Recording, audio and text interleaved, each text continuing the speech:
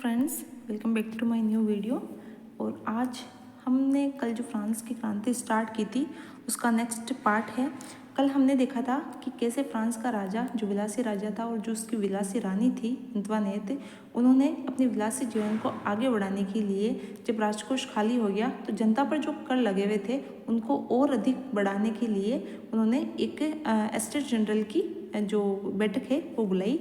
और उस state general के अंदर जो ऊपर के दो स्टेट थे, first state and second state, उन्हें इस चीज़ से कोई समस्या नहीं थी, लेकिन जो थर्ड स्टेट था जिसको ये कर देना था, जिस प्रकार बढ़ाया जा रहा था, उसने इसका विरोध कर दिया। ठीक है। और जैसे ही उन्होंने विरोध किया तो हमारी क्रांति की स्टार्ट होती है कि 5 मई को जब स्टेट जनरल की बैठक बुलाई गई, उसके बाद में जो वहाँ के तीसरे स्टेट थे उन्होंने इसका बहिष्कार किया और जो उसकी बाहर टेनिस कोर्ट था उस पर टेनिस कोर्ट की शपथ ली। कब ली थी? 20 जून 1789 को। ठीक है। और टेनिस कोर्ट की शपथ दिलाने वाला कौन था? मिराबो था। इनमें से दो जो ऊपर के स्टेट थे उनके दो व्यक्ति थे, एक तो मिराबो जो कि कुलीन वर्ग का था और एक आबीसी जो कि पादरी वर्ग का था।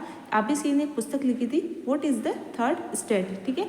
तीसरा स्टेट क्या है? तो इन दोनों ने, जो ऊपर के दो स्टेट कुलीन वर्ग से संबंधित थे, इन्होंने भी इनकी जो विशेषाधिकार थे उनका विरोध किया था और थर्ड स्टेट के समर्थन में इन्होंने क्रांति करवाई थी। ठीक है। इसके अलावा आज हम देखने वाले हैं कि कल हमने देखा कि जैसे बास्तिल, उसके बाद में 5 मई, 20 जून और उसके बाद में 14 जुलाई को बास्तिल दुर्ग का पतन हो गया। बास्तिल दुर्ग जो राजा की निरंकुश शक्तियों का प्रतीक था, उसमें 7 कैदियों को छुड़ा लिया गया। जितने भी शस्त्र वगैरह थे, बारूद, गोला बारूद वगैरह थे, उन पर अधिकार कर लिया गया। और ये जो बास्तिल दुर्ग का पतन है, ये एक प्रतीक था कि अब जो राजा है उसकी निरंकुशता काम नहीं आएगी, अब उसको इसके अधीन लाया जाएगा संविधान, और जो लोकतांत्रिक सरकार है उसके अधीन लाया जाएगा। तो अब यहाँ पर बनने वाली थी लोकतांत्रिक राजतंत्र, यानी कि लोकतंत्र भी रहेगा और राष्ट्र जो है किसके अधीन रहेगा? जनता के अधीन, या जनता की जो सरकार है उसके अधीन कार्य करेगा। ठीक है। तो आज से हम पढ़ने वाले हैं फ्रांस संवैधानिक राजतंत्र बन गया। कैसे बना? अब तक की घटनाएं हमने देखी। सबसे पहले वापस से बोल दूं मैं कि एस्टेट जनरल का अधिवेशन 5 मई, 20 जून को टेनिस कोर्ट की शपथ, और तीसरी सबसे बड़ी चीज़ बास्तिल दुर्ग का पतन 14 जुलाई 1789 को। ठीक है। इसके बाद में हम देखते हैं कि फ्रांस संवैधानिक राजतंत्र बन गया। 1791 में संविधान का प्रारूप पूरा कर लिया गया। तो पूछ सकते हैं कि जो फ्रांस है उसकी नेशनल असेंबली जो थी, जिसने अपने आप को थर्ड स्टेट नेशनल असेंबली घोषित किया था, उसने संविधान का प्रारूप कब बना लिया? तो 1791 में फ्रांस का संवैधानिक राजतंत्र बनकर तैयार हुआ, संविधान का प्रारूप तैयार हो गया। ठीक है। इसका मुख्य उद्देश्य क्या था? सम्राट की शक्तियों को सीमित करना और एक व्यक्ति के हाथ में केंद्रित होने की बजाय इन शक्तियों को विभिन्न संस्थाओं, विधायिका, कार्यपालिका और न्यायपालिका में विभाजित या हस्तांतरित करना। और ये सिद्धांत शक्ति प्रतिकरण का किसने दिया था? मोंटेस्क्यू ने दिया था। कौन सी बुक में दिया था? द स्पिरिट ऑफ लॉज में दिया था। ठीक है। इस प्रकार फ्रांस में संवैधानिक राजतंत्र की क्या बढ़ गई? नींव पड़ गई। ठीक है। अब नेक्स्ट हम देखते हैं, ये कुछ चित्र है कि कैसे कैसे काम करते हैं सम्राट और मंत्री, किसके अधीन कार्य कर रहे हैं? नेशनल असेंबली के। और इस नेशनल असेंबली में 745 सदस्य है, ये किसके द्वारा चुने जा रहे हैं? तो ये जो जनता है उनके द्वारा चुने जा रहे हैं। देखिए इसके अंदर ये जो सबसे नीचे आप देखेंगे, ये जो जनता है ये बिल्कुल वो जो गरीब लोग हैं ना, जो बिल्कुल दूसरों के खेतों में काम करते थे, बिल्कुल जो नीचे थर्ड स्टेट में भी जो नीचे वाले थे, बिल्कुल वो वाले लोग हैं। इन्हें चुनने के लिए कहा है। ठीक है। इन्होंने किनको चुना है? जो थर्ड स्टेट में जो पढ़े लिखे शिक्षक वगैरह व्यक्ति थे ना, उनमें वो व्यक्ति जो कर देते थे, ठीक है ना, उनमें वो व्यक्ति जो कर देते, जिनकी संपत्ति थी, उन्हीं लोगों को वोट देने का अधिकार था। ये इन लोगों ने इस नेशनल असेंबली के 745 सदस्यों को चुना है। ठीक है। तो ये थोड़ा सा आप ध्यान रखिएगा। नेक्स्ट हम देखते हैं, और इसकी जो संसद थी उसका नाम जो न्यायपालिका थी उसका नाम था पार्लियामा। ये भी आप थोड़ा सा याद रखिएगा, इसमें कहीं नहीं दे रखा है, लेकिन आप एक जनरल नॉलेज के हिसाब से याद रख सकते हैं। ठीक है। 1791 के संविधान ने कानून बनाने का अधिकार नेशनल असेंबली को सौंप दिया। ठीक है। 1791 में संविधान बनकर तैयार हुआ और इसने कानून बनाने का अधिकार किसको सौंप दिया? नेशनल असेंबली को। नेशनल असेंबली अप्रत्यक्ष रूप से चुनी जाती थी। हमने ऊपर देखा किस तरीके से चुनी जाती थी। सर्वप्रथम नागरिक एक निर्वाचित समूह का चुनाव करते थे जो पुनः असेंबली के सदस्यों को चुनते थे। सभी नागरिकों को मतदान का अधिकार नहीं था। मैंने कहा सबको मतदान का अधिकार नहीं था। 25 वर्ष से अधिक आयु के जो पुरुष थे, महिलाएं तो कहीं पर भी नहीं आती थी, जो 25 वर्ष से अधिक आयु के पुरुष थे उनमें भी वो पुरुष जिनके पास संपत्ति होती थी, जो कर देते थे, ठीक है, उनको वोट देने का अधिकार था। ठीक है, तो 25 से अधिक उम्र वाले ऐसे पुरुष कोई सक्रिय नागरिक माना जाता था जो कम से कम 3 दिन की मजदूरी के बराबर कर चुकाते थे। ये भी एक सीमा तय कर रखी थी कि वो कितना कर देते हैं। ठीक है, शेष पुरुषों और महिलाओं को निष्क्रिय नागरिक माना जाता था। ठीक है, निर्वाचक की योग्यता प्राप्त करने तथा असेंबली का सदस्य होने के लिए लोगों को करदाताओं की उच्चतम श्रेणी में होना जरूरी था। ठीक है, नेक्स्ट को देखते हैं। देखिए, ये कुछ चीज़ें हैं कि जब जो संविधान बना वहाँ का, तो उसका जो एक घोषणा पत्र आया, इसका नाम था पुरुष एवं नागरिक घोषणा पत्र। क्या नाम था? उसका नाम था पुरुष एवं नागरिक अधिकार घोषणा पत्र। देखिए, महिलाओं का तो कोई जिक्र ही नहीं है। पुरुष एवं नागरिक अधिकार घोषणा पत्र और 1790 में आया गया।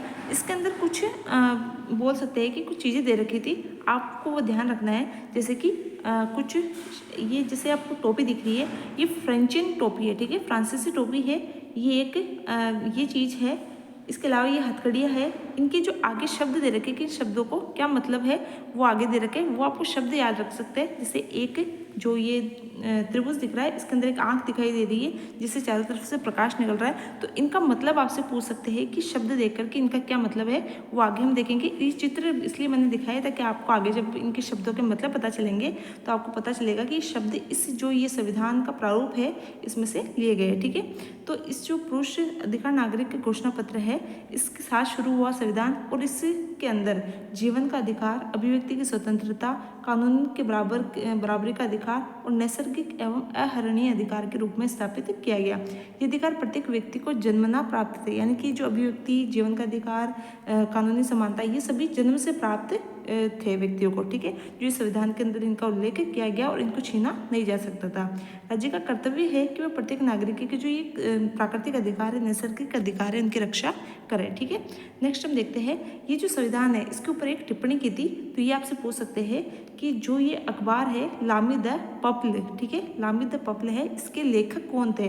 तो जो पॉल मरा। ठीक है, ये इतना से याद रखिएगा, जो पॉल मरा के एक अखबार था लामी द पप्ल, और इसके अंदर इस नेशनल असेंबली द्वारा तैयार किए संविधान पर इन्होंने क्या की थी? टिप्पणी की थी। ठीक है, तो इतना से याद रखना है। समाचार पत्र का नाम क्या था? लामी द पप्ल, और जो इसके लेखक थे वो क्या थे? जो पॉल मरा। ठीक है, फिर इसके बाद में कुछ राजनीतिक प्रतीक है, मैंने बताया भी आपको उस पेंटिंग के अंदर, और उसमें जो ये प्रतीक है इनका मतलब क्या है वो पूछा जा सकता है। जैसे टूटी हुई जंजीर है, इसका मतलब क्या है? जैसे टूटी हुई जंजीर, इसका तो हम अंदाजा भी लगा सकते हैं कि अब हम स्वतंत्र हो गए। दासों को बांधने के लिए जंजीर का प्रयोग होता था, और टूटी हुई जंजीर का मतलब है आज़ादी का प्रतीक। और जो ये छर्री जो है, बच्चीदार गट्ठर है, इसका मतलब है कि एक व्यक्ति के अंदर ताकत नहीं होती है, अगर लकड़ियों को जोड़ दिया जाए, ठीक है, गट्ठर उसका बना दिया जाए तो उसमें ताकत हो, जबकि अकेली लकड़ी में ताकत नहीं होती, यानी कि एकता में ही बल है, इसका मतलब है। ठीक है, नेक्स्ट हम देखते हैं। ये मैंने आपको त्रिभुज के अंदर आँख बताई थी, इसका मतलब है कि रोशनी बिखेरती हुई आँख, यानी कि सर्वदर्शी आँख है, ज्ञान का प्रतीक है। ठीक है, यानी कि अब अंधेरा था इतने दिनों तक, वो अंधेरा छट गया है, और सूर्य रूपी जो किरण है वो अज्ञान रूपी अंधेरे को मिटा देगी। ठीक है, इसके बाद में एक राजदंड मैंने आपको दिखाया था, एक औरत के हाथ में था, वो शाही सत्ता का प्रतीक है, जो किसके अधीन होगा?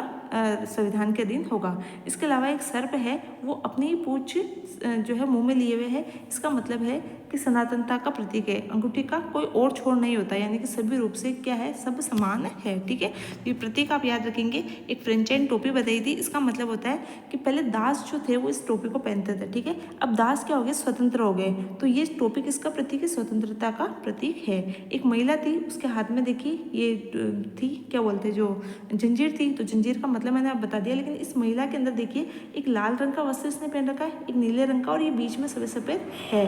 तो जो इसका फ्रांस का जो झंडा है, इसके अंदर आप याद रखेंगे 3 कलर है। कौन कौन से? एक तो है नीला, ठीक है, एक तो है ब्लू बी, एक है वाइट BW, और एक है रेड, यानी कि BWR आप याद रखेंगे, ब्लू वाइट और रेड, ये तीनों फ्रांस की जो झंडा है उसके अंदर रंग है। तो आपसे पूछे जा सकते हैं कि फ्रांस की मुद्रा का क्या नाम है, फ्रांस के झंडे का नाम क्या है, फ्रांस का राष्ट्रीय गान का भी इसमें जिक्र है। तो ये 3 चीज़ें आपको अच्छे से याद रखनी है। फिर आप सोचेंगे कि क्रांति का क्वेश्चन पूछते पूछते बीच में से फ्रांस के बारे में कैसे पूछने लगे, तो क्योंकि इस क्रांति के अंदर इनका जिक्र है, इसलिए आपको ये याद रखना है। ठीक है, डेनो वाली स्त्री का क्या मतलब है? तो ये कानून का मानवीय रूप है। ये डेनो वाली यानी पंख वाली स्त्री जो है, इसका मतलब है कि कानून का मानवीय रूप। और एक विधि पट जो ऊपर हमने देखा था, इसमें है कि कानून सभी के लिए समान है और उसके नज़र में सब बराबर है। ठीक है, तो ये इसके कुछ प्रतीक थे। इसके बाद में हम देखते हैं फ्रांस में राजतंत्र का उन्मूलन और गणतंत्र की स्थापना, कि कैसे फ्रांस की स्थिति आने वाले वर्षों में भी तनावपूर्ण बनी रही। लुई 16वां जो है उसने संविधान पर तो हस्ताक्षर कर दिए, लेकिन जैसे ही सत्ता खिसकने लगती है ना तो अच्छे से लोग डर जाते हैं। तो जैसे ही फ्रांस के जो शासक था लुई 16 उसकी सत्ता खिसकने लगी तो उसने लोगों के दबाव में आकर उसको संविधान को स्वीकार तो कर लिया, उस पर हस्ताक्षर तो कर दिया, लेकिन वो गुप्त रूप से प्रशा और राष्ट्रीय जो थे ना, जिसकी जो रानी थी अंतवानेत वो राष्ट्रीय की राजकुमारी थी, ठीक है। जो प्रशा जिसे वर्तमान में हम जर्मनी कहते हैं, तो प्रशा और राष्ट्रीय से इसके संबंध अच्छे थे और वो उनसे कह रहा था कि आप क्या कर दो, हमारे ऊपर आक्रमण कर दो, ठीक है। तो ये गुप्त रूप से वहाँ पर वार्ता चल रही थी इसकी ऑस्ट्रिया और किससे, प्रशा से, ठीक है। तो प्रशा और राजा से उनकी गुप्त वार्ताएं भी चल रही थी। फ्रांस की घटनाओं से अन्य पड़ोसी देशों को भी चिंतित है भाई, उनको लगा कि अगर फ्रांस के अंदर लोकतंत्र बन गया, ठीक है, तो हमारा राज्य भी क्या खतरे में पड़ जाएगा, फिर हमारी जनता भी हमारे विरुद्ध जो है क्रांतियाँ कर देगी, ठीक है। तो उनको भी इसलिए भी चिंतित थे। 1789 की गर्मियों के बाद होने वाली ऐसी घटनाओं को नियंत्रित करने के लिए इन शासकों ने सेना भेजने की योजना बना ली थी। उन्होंने कहा था कि हम सेना भेज के युद्ध कर देंगे और जो ये लोकतांत्रिक सरकार है, जो लोग हैं, इनको मार दिया जाएगा, ठीक है। तो लेकिन जैसे इस योजना पर अमल होता, इससे पहले क्या हुआ कि अप्रैल 1792 में नेशनल असेंबली ने प्रशा और राष्ट्रीय के विरुद्ध युद्ध की घोषणा का प्रस्ताव पारित कर दिया, यानी कि ये खुद युद्ध करते, इससे पहले नेशनल असेंबली को इस बारे में, फ्रांस की जनता को इस बारे में पता चल गया और एक पहली बार ऐसा हुआ कि जो जनता थी देश की वो खुद सेना बन गई, ठीक है। जनता ही क्या बन गई, सेना बन गई, और जो नेशनल असेंबली थी उन्होंने इन दोनों देशों के विरुद्ध युद्ध की घोषणा कर दी, ठीक है, और इसके लिए प्रस्ताव पारित कर दिया। हजारों स्वयंसेवी सेना में भर्ती हो गए, यानी कि जनता जो थी वही सेना में भर्ती हो गई और इन्होंने इस युद्ध को यूरोपीय राजा और कुलीनों के विरुद्ध जनता की जंग के रूप में लिया। इन्होंने कहा कि ये ना तो खुद, मतलब ये हमारे देश के अंदर हम लोकतंत्र की स्थापना करना चाहते हैं और ये करने नहीं दे रहे, ठीक है, और ये उसमें हस्तक्षेप कर रहे हैं। तो इन्होंने ऐसे, वो भी राजा थे, कुलीन वर्ग ही नहीं चाहता था ये चीज़ें, तो उनके विरुद्ध जनता की जंग के रूप में इस युद्ध को लिया गया। उनके होठों पर देशभक्ति के जो तराने थे उसमें कवि रोजेट दी लाइल, ये बहुत इंपॉर्टेंट है, आपको याद रखना है, रोजेट दी लाइल, इसके द्वारा एक गीत रचा गया था जिसका नाम था मार्सिले। तो मैंने बताया कि फ्रांस की जो मुद्रा थी उसका नाम लिब्रे था। इसका जो तिरंगा था उसमें 3 रंग थे जो मैंने ऊपर आपको बताए। इसके अलावा इसका जो राष्ट्रीय गान है, ठीक है, उसमें मार्सिले इसका वर्तमान में राष्ट्रीय गान है। कैसे बना, तो ये उस वक्त क्रांति जो हुई थी उसके अंदर ये रोजेट दी लाइल जो है, ये मार्सिले एक जगह है, वहाँ से इन्होंने वर्साई की ओर क्या किया था, मार्च किया, मतलब गए थे ये युद्ध लड़ने के लिए। तो इन्होंने एक गीत गाया था जिसे मार्सिले गीत गाया जाता है और ये वर्तमान में फ्रांस का राष्ट्रीय गान है। तो आपको याद रखना है, ये पहली बार इसी वक्त ये मार्सिले गीत गाया गया था और बाद में इसी को फ्रांस का राष्ट्रीय गान घोषित कर दिया गया, ठीक है। तो ये लिखा किसने था, रोजेट दी लाइल, नाम क्या है, मार्सिले, ठीक है। क्रांतिकारी युद्ध से जनता को भारी क्षति और आर्थिक कठिनाइयाँ झेलनी पड़ी। पुरुषों के मोर्चे पर चले जाने के बाद घर परिवार रोजी रोटी जिम्मेदारी किसके कंधों पर आ गई, औरतों के कंधों पर आ गई, ठीक है। और एक बड़े हिस्से को ऐसा लगता था कि क्रांति के सिलसिले को आगे बढ़ाने की जरूरत है, क्योंकि 1791 के संविधान में सिर्फ अमीरों को ही राजनीतिक अधिकार प्राप्त थे। लोग राजनीतिक क्लबों में अड्डे जमा कर सरकारी नीतियों और अपनी कार्य योजना पर बहस करते थे। जैकोबिन क्लब सबसे सफल रहा। देखिए 1791 के अंदर ये बन गया संविधान, ठीक है, और 92 से लेकर 95 तक नेशनल असेंबली का शासन रहा। और इस नेशनल असेंबली में जो सबसे ताकतवर दल था, जिसका मतलब रुतबा था, उस दल का नाम था जैकोबिन दल या जैकोबिन क्लब, ठीक है। इसका एक सबसे फेमस जो नेता था वो था रोबेस्पियर। एक और था दांते, लेकिन एक था रोबेस्पियर। ये इसका फेमस या क्रांतिकारी नेता था। ये जैसे अपने भारत में गर्म दल और नरम दल थे ना, वैसे यहाँ पर भी 2 दल थे, जिसमें से एक जैकोबिन दल था जो कि गर्म दल की श्रेणी में आता था, ठीक है। और इसी जैकोबिन दल का सदस्य था हमारे भारत का टीपू सुल्तान, ठीक है। तो ये भी आप थोड़ा सा याद रखेंगे। इसका नाम पेरिस के भूतपूर्व कॉन्वेंट ऑफ जेट जेकब के नाम पर पड़ा, जो भी इस राजनीतिक समूह का अड्डा बन गया था। इस पूरी अवधि में महिलाएं भी सक्रिय थी, उन्होंने भी अपने क्लब बना लिए। इसमें क्या था, महिलाओं ने देखा कि जब युद्ध में पुरुष चले जाते सारी जिम्मेदारी हम निभाते, सारे काम हम करते, युद्धों में भी चले जाने के बाद पीछे घर का पूरा जो पूरा जिम्मेदारी है हमारे ऊपर आती है, लेकिन हमें अधिकार के रूप में कुछ भी नहीं मिल रहा है। तो महिलाओं ने क्या किया कि अधिकार पाने के लिए उन्होंने भी अपने क्लब बना लिए, ठीक है। लेकिन महिलाओं के क्लब बनाने पर महिलाओं को अधिकार कोई भी नहीं देना चाहता था, ठीक है। लेकिन ये जैकोबिन दल जो था ना, इन्होंने क्या किया कि इन महिलाओं के जो क्लब बनाए थे ना, उनको नष्ट करवा दिए, ठीक है। और जो क्रांतिकारी महिलाएं थी उनको क्या फांसी पर चढ़ा दिया गया। यहाँ पर फांसी का मतलब था गिलोटिन, ठीक है। गिलोटिन होता था, दो खंभे होते थे। गिलोटिन क्या होता था, ऐसे दो खंभे होते थे और उसके बीच में एक आरी लगा दी जाती थी। ऐसे दो खंभे होते थे, बीच में एक आरी लगा देते थे, ठीक है, कुछ काटने का, जैसे चक्कू बड़ा वाला धारदार, और यहाँ पर व्यक्ति को लेटा देते थे और उसकी गर्दन जो है धड़ से अलग कर दी जाती थी। तो जो महिलाएं जो बगावत करती थी उनको भी जैकोबिन दल जो था जब सत्ता में आ गया तो फिर इसने उन महिलाओं को भी गिलोटिन पे चढ़ाना शुरू कर दिया गया था, ठीक है। तो ये थोड़ा सा याद रखेंगे। जैकोबिन क्लब के सदस्य मुख्यतः समाज के कम समृद्ध हिस्से से आते थे। देखिए जैकोबिन दल जो था ये जो बिल्कुल थर्ड स्टेट था ना, थर्ड स्टेट में भी जो ऊपर वाले व्यक्ति थे वो थोड़े अमीर थे, ठीक है। दबदबा नेशनल असेंबली में उन्हीं का ही था। लेकिन जैकोबिन दल जब उसमें आया, मतलब उसके पार्टी जब बहुमत में आई, तो ये किसका समर्थन ज़्यादा करते थे, जो बिल्कुल गरीब किसान थे ना, जो मैंने बताया कि दूसरों के खेतों में काम करते थे, नौकर थे, उन लोगों के समर्थन करता था। और ये उसी में से बना हुआ था, उन्हीं लोगों का दल था, ठीक है। तो इसने क्या किया कि इसने छोटे दुकानदार और कारीगर, जैसे जूता बनाने वाले, पेस्ट्री बनाने वाले, ये घड़ी साज छपाई करने वाले, नौकर, दिहाड़ी मजदूर, ये सब इसी में शामिल थे। इसका नेता था रोबेस्पियर, मैंने आपको भी नाम बताया। इसका नाम क्या था, प्रमुख नेता का नाम रोबेस्पियर। इसने क्या किया, जैकोबिनों के एक बड़े वर्ग ने गोदी कामगारों की तरह धारदार लंबी पतलून पहनने का निर्णय लिया। मतलब इन्होंने एक अलग ड्रेस बनाई। सामान्यतः क्या है कि फ्रांस के अंदर जो अमीर वर्ग थे वो यहाँ तक बूट, जो बूट होते हैं ना, यहाँ तक होते हैं, बड़े लंबे लंबे बूट, वो पहनते थे, ठीक है। तो इसने क्या किया कि इसने कि हम जैसे गरीब लोग जो पहनते हैं ना, अब वही इसका जो राष्ट्रीय पोशाक है वो वैसे ही बनेगी जैसे हम गरीब लोग पहनते हैं। तो इन्होंने क्या है कि जो दासों की जो टोपी होती थी वो ऊपर टोपी पहनते थे और नीचे से ये धारी वाली पतलून पहनते थे। और महिलाओं को भी कहा था कि तुम जो स्कर्ट पहनती हो वो भी कौन सी होगी, धारी वाली स्कर्ट होगी। यानी कि सामान्य वेशभूषा होनी चाहिए, क्योंकि हम क्या गरीब लोग हैं, अमीर नहीं है, तो हमारा भी अगर हमारी जो वेशभूषा होगी वो गरीबों की तरह ही होगी, ठीक है। तो इन्होंने क्या किया कि इन्होंने निर्णय लिया कि धारीदार लंबी पतलून पहनी जाएगी। और उन्होंने जो ये फैशन परस्त वर्ग था, मतलब जो अमीर वर्ग फैशन में रहते थे, खास तौर पर घुटने पर पहने जाने वाला जो ब्रीचेस होता था, घुटंदा जिसे हम कहते थे, उसको कुलीनों से खुद को अलग करने के लिए उसने उसको हटा दिया, ठीक है। और ये ब्रीचेस पहनने वाले कुलीनों की सत्ता समाप्त करने का ऐलान था। यानी कि उसने कहा कि अब सत्ता में किसका राज होगा, गरीबों का राज होगा। इसलिए उसने सबसे पहले क्या बदला, वेशभूषा को बदला, ताकि पता चले कि अब सत्ता किसके हाथ में, गरीबों के हाथ में है, ठीक है। इसलिए उसने क्या हटाया, एक ब्रीचेस होता था नीचे पहनने का, पैरों के नीचे, उसको घुटना कहते थे, उसको हटा दिया, ठीक है। तो अब इसको क्या कहते थे, जो ब्रीचेस है ये नहीं पहनते थे, इनको क्या कहते थे, इनको सोकुलात कहते थे। क्या कहते थे, सोकुलात कहते थे। एक मिनट, ये देखिए, जो ब्रीचेस नहीं पहनते थे इनको जैकोबिनों को किस नाम से जाना जाता था, सोकुलात के नाम से जाना जाता था, ठीक है, जिसका शब्द होता है बिना घुटने वाला। तो सोकुलात जो है लाल रंग की टोपी पहनते थे, ठीक है, जो स्वतंत्रता के प्रतीक थी। मैंने बताया दासों को लाल टोपी पहनाई जाती थी, ठीक है। तो लाल टोपी किसका प्रतीक थी कि अब हम स्वतंत्र हो गए, ठीक है। और लेकिन महिलाओं को ऐसा करने की अनुमति नहीं थी, यानी कि महिलाओं को टोपी पहनने की अनुमति नहीं थी। इसका मतलब क्या है, महिलाएं अब भी स्वतंत्र नहीं है, ठीक है। 1792 में गर्मियों में जैकोबिनों ने खाद्य पदार्थों की महंगाई और अभाव से नाराज पेरिसवासियों को लेकर एक विशाल हिंसक विद्रोह की योजना बनाई।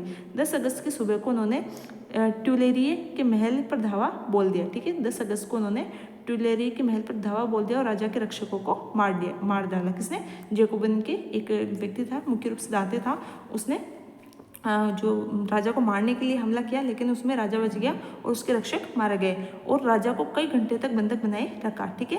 बाद में असेंबली ने शाही परिवार को जेल में डाल देने का प्रस्ताव पारित किया। नए चुनाव करवाए गए। 21 वर्ष से अधिक आयु वर्ग वाले सभी पुरुषों को, महिलाएं कहीं नहीं, ठीक है, 21, लेकिन इसमें वो जो संपत्ति वाली बात है ना वो हटा दी। फिर उसने कहा कि एक तो 25 वर्ष वाली बात हटा दी और संपत्ति वाली बात हटा दी। उसने कहा कि 21 वर्ष से अधिक, चाहे वो अमीर हो चाहे गरीब हो, सभी पुरुषों को मतदान करने का अधिकार है। किसने कहा, ये जैकोबिनों ने कहा, ठीक है। इससे पहले देखिए जो ये ट्यूलेरी है, इसके महल के अंदर जो राजा और रानी थे उनको बंधक बना रखा था, ठीक है, ये भी आपको याद रखना है। निर्वाचित असेंबली को कन्वेंशन का नाम दिया गया। जो नवनिर्वाचित असेंबली हुई थी उसका नाम क्या दिया गया, कन्वेंशन का नाम दिया गया। 21 सितंबर 1792 को उसने राजतंत्र का अंत कर दिया। अब आप याद रखेंगे नई डेट 21 सितंबर, ठीक है, 21 सितंबर को राजतंत्र का अंत कर दिया गया। कब कर दिया गया राजतंत्र का अंत फ्रांस से? 21 सितंबर को, ठीक है। और फ्रांस को एक गणतंत्र घोषित कर दिया गया। जैसा कि आप जानते हैं कि गणतंत्र सरकार वह है जहाँ सरकार और उसके प्रमुख का चुनाव जनता करती है, वो वंशानुगत नहीं होता है, ठीक है। कुछ अन्य गणतांत्रिक देशों के बारे में जानकारी छोड़िए, आगे देखते हैं। लुई 16 को न्यायालय द्वारा देशद्रोह के आरोप के अंदर मौत की सजा सुना दी गई, ठीक है। देशद्रोह का आरोप कैसे? कि उसने अपने देश से बाहर दूसरे देशों से हाथ मिलाकर अपने ही देश पर आक्रमण करवाने की बात गुप्त रूप से चलाई रखी थी, इसलिए उसको देशद्रोह का आरोप उस पर लगा दिया गया। और 21 जनवरी 1793 को कहाँ पर? प्लेस डी लो कॉनकॉर्ड के अंदर उसे सार्वजनिक रूप से फांसी दे दी गई, मतलब कि गिलोटिन पर चढ़ा दिया गया, ठीक है। और उसकी जो पत्नी थी उसको भी कुछ दिनों बाद उसको भी इसी प्रकार से फांसी दे दी गई। तो इसका अंत हो गया 21 जनवरी को, यानी कि आप 2 डेट याद रखेंगे, एक तो 21 सितंबर को जब राजतंत्र का अंत हो गया, और 21 जनवरी 1793 को जो राजा था उसको फांसी पर चढ़ा दिया गया, ठीक है। फिर आया आतंक का राज। देखिए मैंने बताया कि नेशनल असेंबली का कार्यकाल था 91 में संविधान बना, 92 से लेकर 95 तक, ठीक है। इसके बीच में 93 से 94, ठीक है, या फिर 95 ही मान लीजिए, 93 मुख्यतः 93 और 94 तक ये जो जेकोबिन दल थे ना, ये सुधार करते करते कुछ ज़्यादा ही इन्होंने प्रतिबंध लगा दिए, मतलब सुधारों के नाम पर इन्होंने इतने प्रतिबंध लगा दिए कि लोग इनका विरोध करने लगे। और जैसे ही लोग इनका विरोध करने लगे, अन्य दल इनका विरोध करने लगे, तो इन्होंने जो अपने विरोधी थे ना उनको पकड़ पकड़ कर जेलों में डालना शुरू कर दिया और उनको मरवाना और गिलोटिन पर चढ़ाना शुरू कर दिया, ठीक है। तो इस तरीके से इन्होंने क्या कर दिया? आतंक का राज कर दिया, आतंक का राज स्थापित कर दिया। तो 1793 से 94 तक के काल को आतंक का क्यों कहा जाता है? रोबेस्पियर ने नियंत्रण और दंड की सख्त नीति अपनाई, ठीक है।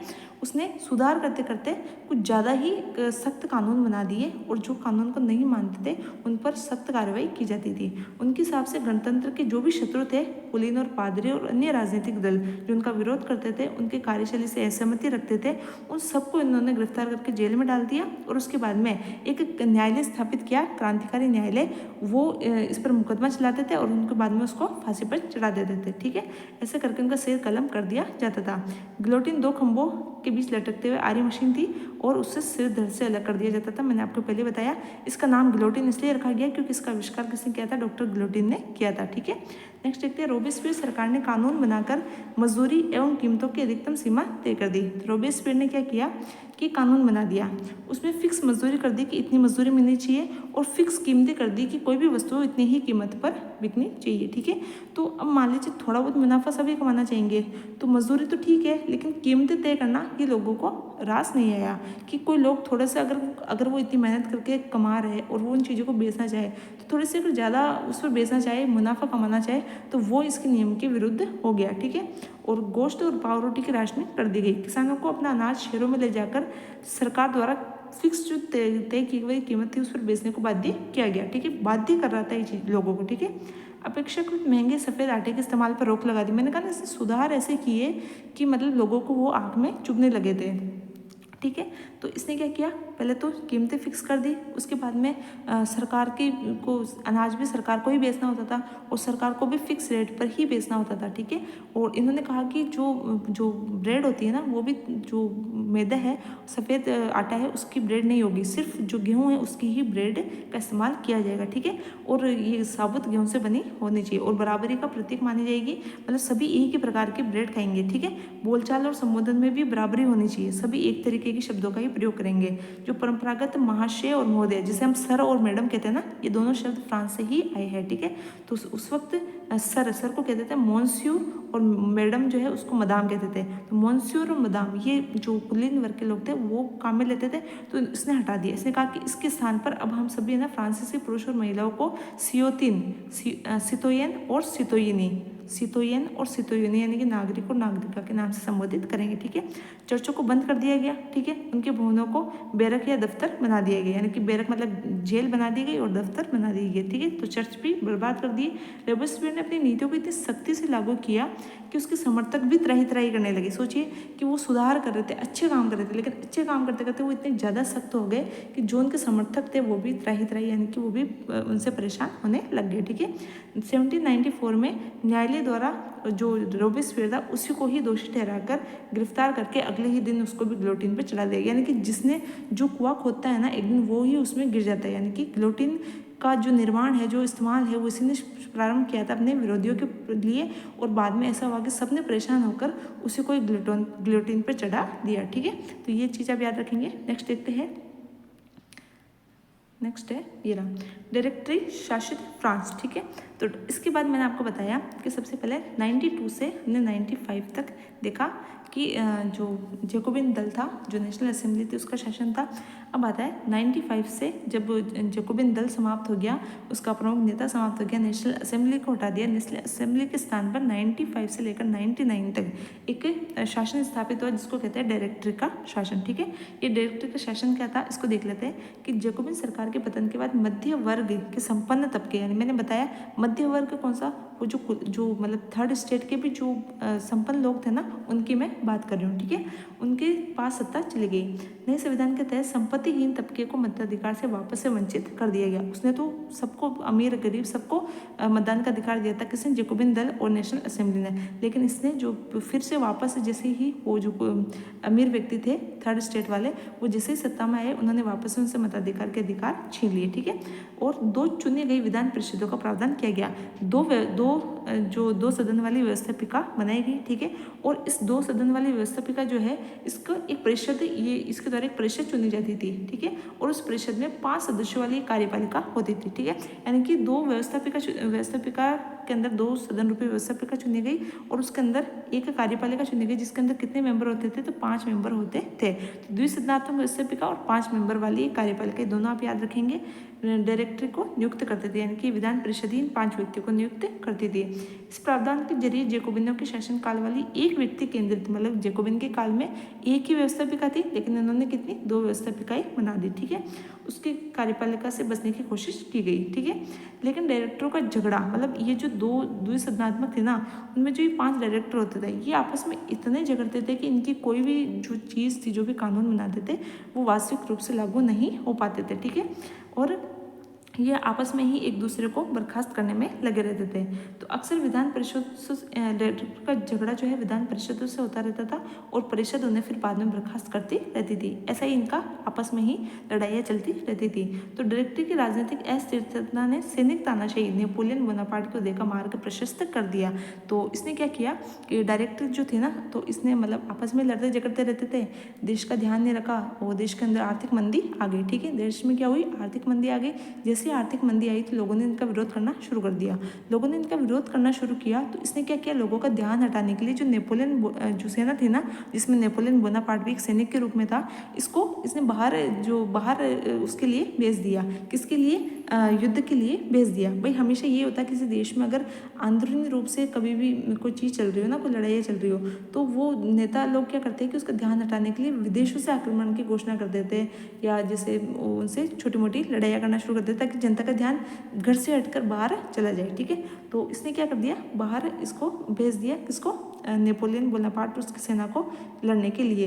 लेकिन हुआ ऐसा कि नेपोलियन बोनापार्ट जो था, उस जो युद्ध था उसमें विजयी हो गया, और जैसे वो लौट के आया तो जनता ने उसका इतना स्वागत किया, जनता इतनी खुश हुई उससे कि एक बार के लिए तो जो डायरेक्टर वगैरह थे वो ही डर गए कि कहीं ये हमारी जगह ना ले ले। ठीक है, और उसके बाद अचानक से उसने वापस से उसको नेपोलियन बोनापार्ट को वहाँ से जनता की नज़र से बचाने के लिए वापस से दूसरे युद्ध के अंदर, मिस्र पिरामिड के युद्ध में भेज दिया। ठीक है, लेकिन बाद में बोनापार्ट को ये रियलाइज़ हुआ कि अब मुझे वापस अपने देश जाना चाहिए और सत्ता अपने हाथ में ले लेनी चाहिए। तो नेपोलियन बोनापार्ट जो है 99 के अंदर वापस से फ्रांस आता है, और फिर वो कहता है कि अब नाशपाती पक चुका है। ठीक है, और अब इसे खाने का समय आ गया। इसका मतलब वो कहता है कि अगर मैं 5 दिन पहले आता तो भी शायद जनता उसका समर्थन नहीं करती, 5 दिन बाद में आता तो शायद देरी हो जाती। ठीक है, 5 दिन पहले आता तो जल्दबाजी, 5 दिन बाद में आता तो देरी हो जाती, यानी कि मैं बिल्कुल सही समय पर आई हूँ, नाशपाती अब पक चुका है। ठीक है,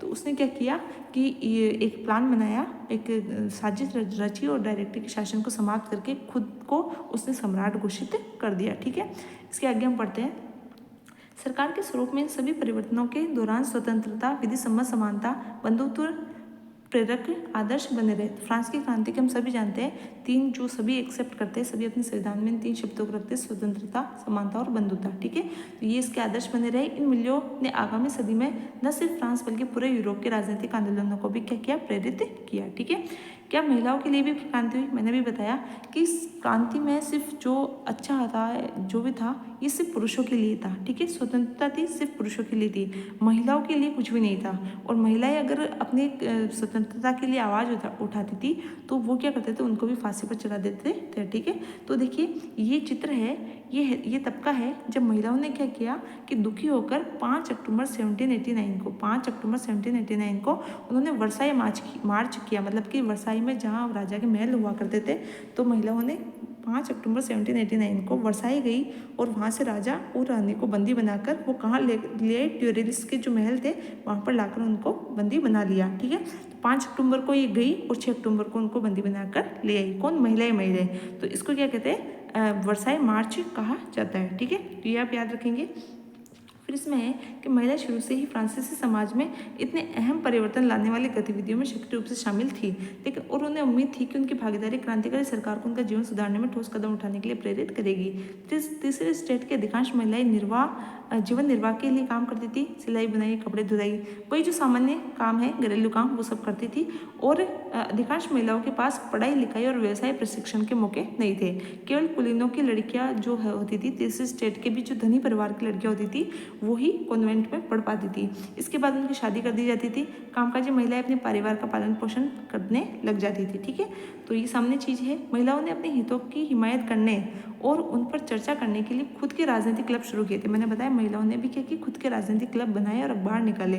फ्रांस में विभिन्न नगरों में 60 से अधिक क्लब अस्तित्व में आ गए थे, किसके? महिलाओं के। ठीक है, उनमें सबसे जो फेमस क्लब था, जैसे क्लब में भी जो पुरुषों के क्लब थे उसमें सबसे फेमस कौन सा था? जैकोबिन क्लब था ना। वैसे महिलाओं के अंदर भी सबसे फेमस जो क्लब था, नाम पूछा जा सकता है, the society of revolutionary and Republic women. ये सबसे फेमस क्लब था और ये इसकी मांग क्या थी कि महिलाओं को पुरुषों के समान राजनीतिक अधिकार प्राप्त होने चाहिए, मतलब उनको भी मत देने का और चुनाव लड़ने का अधिकार प्राप्त होना चाहिए। लेकिन इस बात से निराश हुई कि 1791 के संविधान में उन्हें निष्क्रिय नागरिक का दर्जा दे दिया गया। ठीक है, महिलाओं ने मताधिकार, असेंबली के लिए चुने जाने और राजनीतिक पदों की मांग रखी। उनका मानना था कि तभी नई सरकार उनके हितों का प्रतिनिधित्व हो पाएगा, यानी कि वो अपने हितों का प्रतिनिधित्व कब कर पाएगी? जब उन्हें मत देने का अधिकार होगा, जब उन्हें चुनाव लड़ने का अधिकार होगा। प्रारंभिक वर्षों में क्रांतिकारी सरकार ने महिलाओं के जीवन में सुधार करने के लिए कोई कानून लागू किए थे, जैसे सरकारी विद्यालयों की स्थापना की थी। सभी लड़कियों के लिए जो स्कूली शिक्षा है उसको अनिवार्य कर दिया था और उनके पिता उन्हें उनकी मर्जी के खिलाफ शादी के लिए बाध्य नहीं कर सकते थे। यानी कि महिलाओं को खुश करने के लिए छोटे मोटे कानून उन्होंने बना दिए थे, जैसे स्कूली शिक्षा अनिवार्य कर दी थी, उनकी मर्जी के बिना उनकी शादी नहीं की जा सकती थी। ठीक है, और इसके अलावा वो डिवोर्स लेने के भी अधिकार रखती थी। ऐसे जो संबंध विच्छेद है उसका भी अधिकार रखती थी। ऐसे छोटे मोटे कानून उनके लिए लागू कर दिए गए। ठीक है, इसके अलावा इनकी अब महिलाएं व्यवसायिक प्रशिक्षण ले सकती थी, कलाकार बन सकती थी, छोटे मोटे व्यवसाय चला सकती थी। ऐसे छोटे छोटे उनको अधिकार दे दिए गए। फिर भी राजनीतिक अधिकार के लिए महिलाओं का संघर्ष जारी रहा। आतंक राज के दौरान सरकार ने महिला क्लबों को बंद करने और उनकी राजनीतिक गतिविधियों पर प्रतिबंध लगाने वाला कानून लागू कर दिया। आतंक का जब माहौल था, कब? 93-94 के अंदर, तब उनकी जो राजनीतिक गतिविधियाँ थी, जो क्लब थे, उन पर प्रतिबंध लगाने वाले कानून लागू किए गए और जो फेमस महिलाएं थी क्लबों की, उनको गिरफ्तार कर लिया गया। उनमें से कुछ को तो क्या चढ़ा दिया, फांसी पर चढ़ा दिया गया। ठीक है, मताधिकार और समान वेतन के लिए महिलाओं का आंदोलन अगली सदी में भी अनेक देशों में चलता रहा। मताधिकार का संघर्ष 19वीं सदी के अंत और 20वीं सदी के प्रारंभ अंतर्राष्ट्रीय मताधिकार आंदोलन के जरिए जारी रहा। क्रांतिकारी आंदोलन के दौरान फ्रांसीसी जो महिलाएं हैं, उन्होंने सरगर्मियों को प्रेरक स्मृति के रूप में जिंदा रखा और 1946 के अंदर अंततः पूछा जा सकता है कि फ्रांस के अंदर महिलाओं को जो मताधिकार है वो कब मिला? तो देखिए क्रांति है 1789 की और इनको मताधिकार कब मिल रहा है? 1946 के अंदर। मतलब इतना विकसित देश था फ्रांस, उसके अंदर भी महिलाओं को मताधिकार कब मिल रहा है? 1946 के अंदर, जब हम आज़ाद हुए थे और हमें आज़ाद होते ही महिलाओं को मताधिकार मिल गया था और इनको हमारे आसपास ही क्या मिला है? मताधिकार मिला है। तो सोचिए कितना मतलब विकसित देश था, लेकिन इनकी जो सोच थी वो कितनी पिछड़ी हुई थी। ठीक है, तो चलिए इसमें आगे देखते हैं।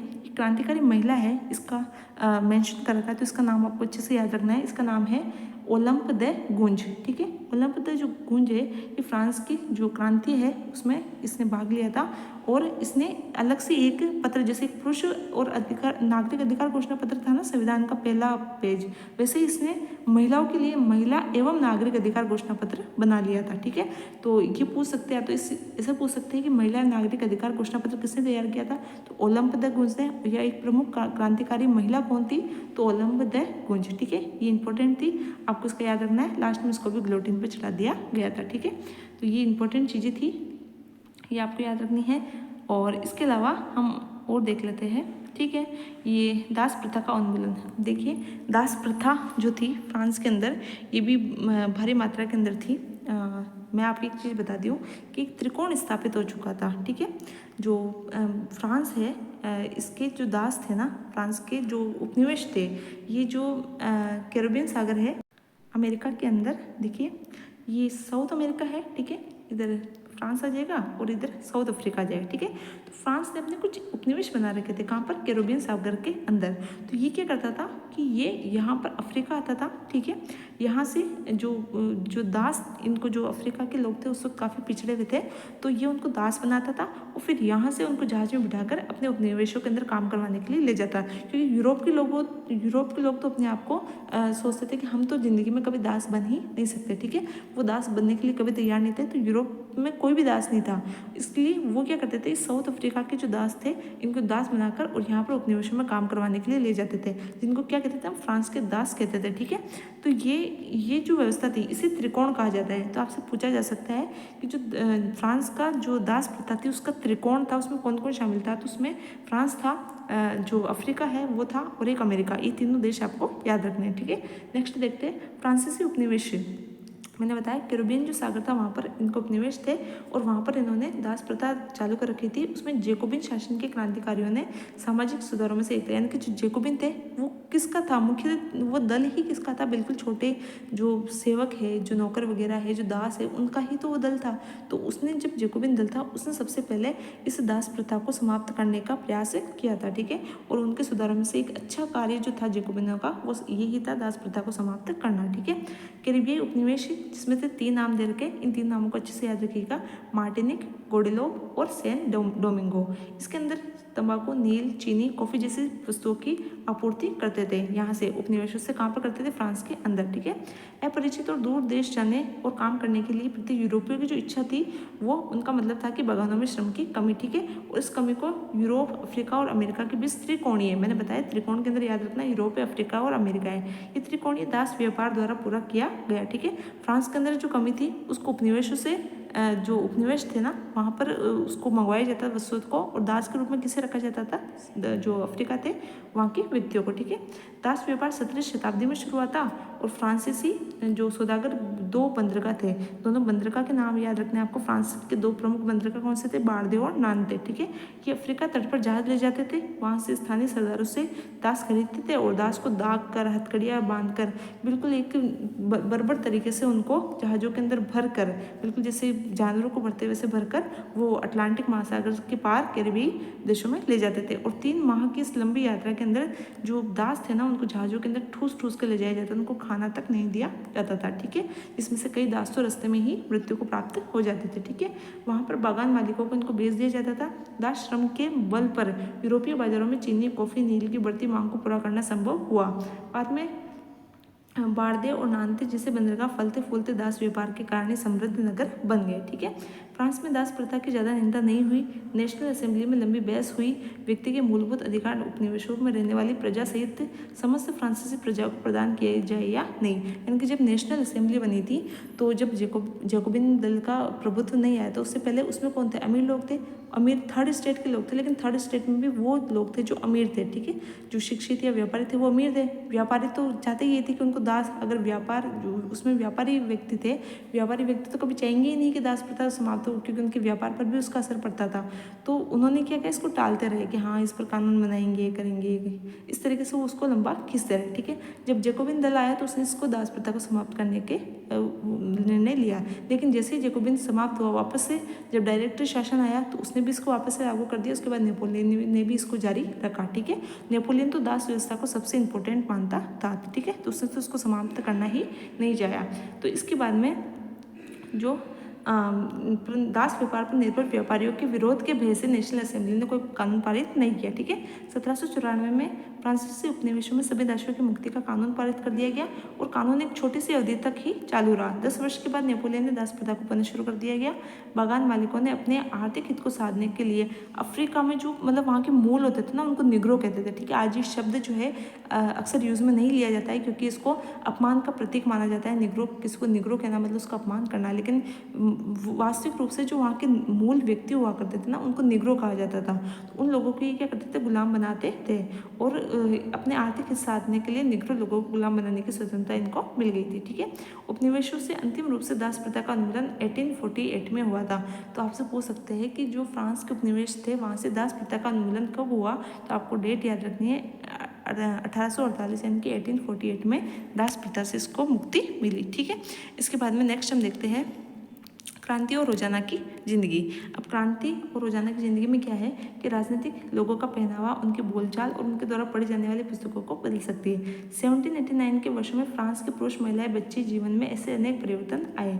क्रांतिकारी और सरकारों के कानून बनाकर स्वतंत्रता, समानता आदर्शों को रोजाना की जिंदगी में उतारने का प्रयास किया गया। यानी कि क्रांति के बाद में उनके रोजाना के जीवन में क्या परिवर्तन आया, वही चीज़ बताना चाह रहा है। ठीक है, ब्राजील के विध्वंस के बाद में 1789 की गर्मियों में जो सबसे ज़्यादा महत्वपूर्ण कानून अस्तित्व में आया था वो था सेंसरशिप की समाप्ति। प्राचीन राजतंत्र के अंतर्गत तमाम लिखित सामग्री, सांस्कृतिक गतिविधियां, किताब, अखबार, नाटक राजा के सेंसर अधिकारियों के द्वारा पास किए जाते थे। ठीक है, बाद में ही उनको प्रकाशित किया जा सकता था, परंतु अब अभिव्यक्ति की स्वतंत्रता मिल चुकी थी, तो अब इनको नैसर्गिक अधिकार के रूप में घोषित कर दिया गया। यानी कि अब वो चाहे जो अखबार निकाल सकते थे, अपनी अभिव्यक्ति कर सकते थे। ठीक है, परिणाम स्वरूप फ्रांस के शहरों में अखबार, पर्चों, पुस्तकों, छपी हुई तस्वीरों की बाढ़ से आ गई थी। ठीक है, और गांव देहात तक जा पहुंची थी। फ्रांस में घट रही घटनाओं और परिवर्तनों का ब्यौरा जो है वो सभी लोगों तक पहुंच पा रहा था। प्रेस की स्वतंत्रता का मतलब था कि किसी भी घटना का परस्पर विरोधी विचार भी व्यक्त किए जा सकते हैं। प्रिंट माध्यम का उपयोग करके एक पक्ष ने दूसरे पक्ष के अपने दृष्टिकोण से सहमत कराने की कोशिश की। नाटक, संगीत, उत्सवी जुलूस, असंख्य लोग जाने लगे। स्वतंत्रता और न्याय के बारे में राजनीतिज्ञों, दार्शनिकों को पांडित्यपूर्ण लेखन समझने और उनसे जुड़ने का लोकप्रिय तरीका था, क्योंकि किताबों को पढ़ना तो मुट्ठी भर शिक्षितों के लिए ही संभव था। तो धीरे धीरे क्या हुआ कि ये चीज़ें जो अभिव्यक्ति है, लोगों के विचार है, दार्शनिकों के विचार है, वो इस प्रिंट मीडिया के माध्यम से सब तक पहुँचने लगे। ठीक है, इस क्रांति के मिले हुए अधिकारों के बाद। ठीक है, नेक्स्ट हम देखते हैं, देखिए ये है इसका सारांश देख लेते हैं लास्ट में कि जो 1804 है, मैंने बताया कि 1799 के अंदर नेपोलियन वापस आया और उसने अपने हाथ में सत्ता को ले लिया।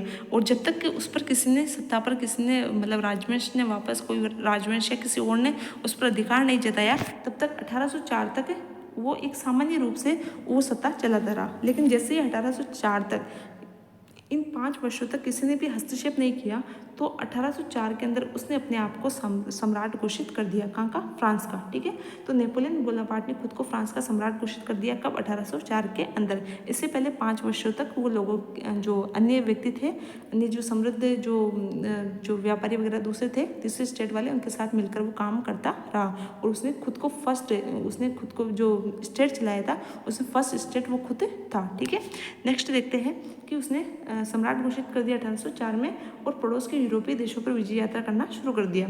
पुराने राजवंशों को हटाकर उसने नए साम्राज्य बनाए। उसकी बागडोर अपने खानदान के लोगों के हाथों में दे दी। खुद को यूरोप के आधुनिकीकरण का अग्रदूत मानने लगा। कौन? नेपोलियन। ठीक है, और निजी संपत्ति की सुरक्षा के कानून बनाने लगा। यानी कि उसने कहा कि लोगों को निजी संपत्ति जो एकत्रित करने का अधिकार होना चाहिए।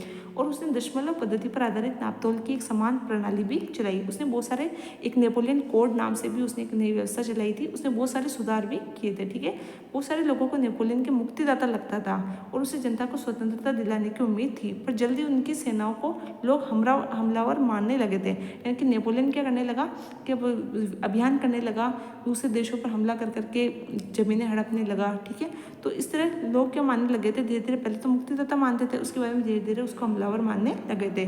फिर लास्ट में 1804 से लेकर 1815 तक उसने बहुत सारे अभियान किए और अंतिम रूप से 1815 में उसकी अंतिम लड़ाई थी वाटरलू की लड़ाई, ठीक है। वाटरलू का युद्ध उसकी अंतिम लड़ाई थी। उसके बाद उसको गिरफ्तार करके सेंट हेलेना द्वीप पर भेज दिया गया और वहाँ पर उसकी मृत्यु 1821 के अंदर उसकी मृत्यु हो गई, ठीक है। तो ये नेपोलियन के बारे में छोटी सी जानकारी थी। लास्ट में कुछ प्रश्न वगैरह है, तो इसकी जो इम्पोर्टेंट चीज़ें थी वो मैंने आपको सारी बता दी है। इसके अलावा आप याद रख सकते हैं कि राजा राममोहन राय है, और एक मैंने आपको और बताया कौन, जो टीपू सुल्तान है। ये सभी भी फ्रांस की क्रांति में इंटरेस्ट लेते थे। यहाँ तक टीपू सुल्तान जो है वो तो फ्रांस के जो जैकोबिन दल था उसका सदस्य भी था, ठीक है। तो ये चीज़ें आप याद रखेंगे, और ये इसकी इंपॉर्टेंट चीज़ें थी, मैंने आपको बता दी। इसके जो साइड के जो पोस्ट आते हैं इनको भी आप अच्छे से बढ़िया करिए, क्योंकि जैसे इनके जो शब्द आते हैं, जैसे निग्रो शब्द आपसे पूछा जा सकता है। मैंने आपको पहले बताया फ्रांस का झंडा, फ्रांस की मुद्रा का नाम पूछा जा सकता है, उसको कब समाप्त किया गया, और इसके जो मतलब डेट थी, जो इम्पोर्टेंट डेट थी, इसमें बहुत सारी चीज़ें नई भी दे रखी है। वो भी मैंने आपको अलग से जो मेरे नोट्स है उसके अंदर अवेलेबल करवा दिए। तो आप मेरे टेलीग्राम चैनल पर जाकर उसको ज्वाइन करके और ये नोट्स भी डाउनलोड कर लेना, ठीक है। मुझे उम्मीद है आपको ये वीडियो पसंद आया होगा। इसके बाद में नेक्स्ट हम रूस की क्रांति देखेंगे, ठीक है। तो मिलते हैं नई वीडियो में, तब तक के लिए थैंक यू।